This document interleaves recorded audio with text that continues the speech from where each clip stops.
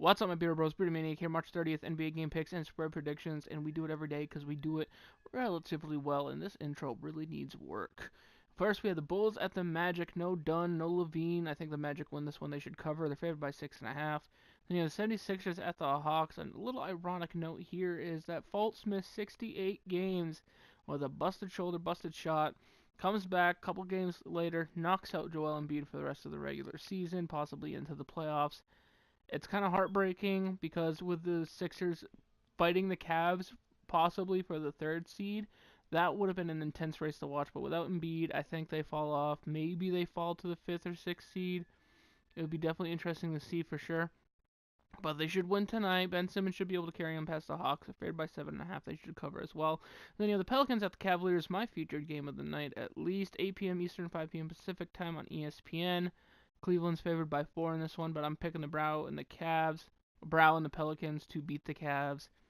One more game of 10 plus points for LeBron, and he breaks Michael Jordan's record. It's really shocking when you think about it. Like 880 games or whatever it is. That's almost 11 seasons, but when you think about how many games LeBron has missed due to rest over the last few years, it kind of extends into the 12 season range-ish, somewhere around there, 11 to 12 seasons, which makes it a little bit more incredible, but still, holy shit, big streak. And yeah, the Suns at the Rockets. Rockets favored by 17.5 in this one. They should win and cover. I think the Suns are just tanking as hard as tanking goes. But will the NBA do anything about this obvious tanking? No, they won't do a damn thing because they didn't say they were tanking. Nuggets Thunder battle for the playoff spots. Can the Nuggets sneak in, or could the Thunder possibly fall out? Who knows? Thunder favored by 4 in this one. I think they win and cover. I think a loss here kind of cripples the Nuggets' chances of making it in. It doesn't end it. I just think it cripples it because it puts them a game and a half behind the Jazz.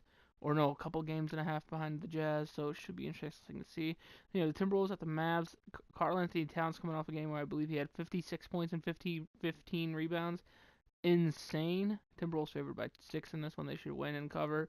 Grizzlies, Jazz. Jazz coming off a tough loss to the Celtics where Jaylen Brown hit like a last-second three. It was a good game to watch. The Jazz just were a little bit too inconsistent on offense. Saying that, though, I think on defense, the Grizzlies don't have anything to really give them as many issues as the Celtics did. I don't think the Grizzlies are as well coached, and offensively, I don't think the Grizzlies can really contest with the Jazz too much. Interesting matchup in this one, if both play, is Gasol against Gobert. Should be a really good matchup. Jazz favored by 15.5. I think they win and cover. Maybe the Bucks at the Lakers. Bucks coming off an interesting win over the Golden State Warriors, where Durant got ejected in the second quarter after a double tech, a controversial double tech at that, because it was like he got fouled 3 times or 2 or 3 times on the same play, and it was just insane. Ugh. It's gonna be interesting here for sure. I want to pick the Lakers here, but I just can't. They're favored in this one. I'm gonna pick the Bucks in the upset. Bucks, if they fall, Pistons could somehow sneak in, and boy, would that be embarrassing. You know, the Clippers at the Trailblazers. Trailblazers favored by 6.5 in this one, 10:30 p.m. Eastern, 7:30 p.m. Pacific time on ESPN, which you can watch through the ESPN app if you have the satellite service connected to if you have your account connected to the app, you can just watch it right there.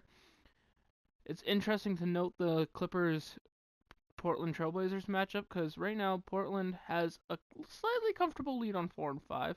San Antonio and Oklahoma City by 2.5 games. A win here pushes that up a little bit, especially if Oklahoma City loses.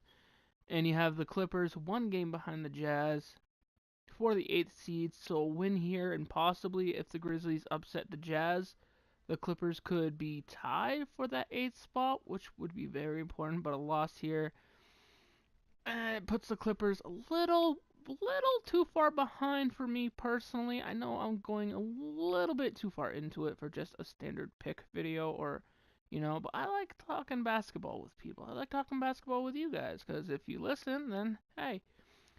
The reason why I think this game is important, like very, very important for the Clippers, is their upcoming schedule.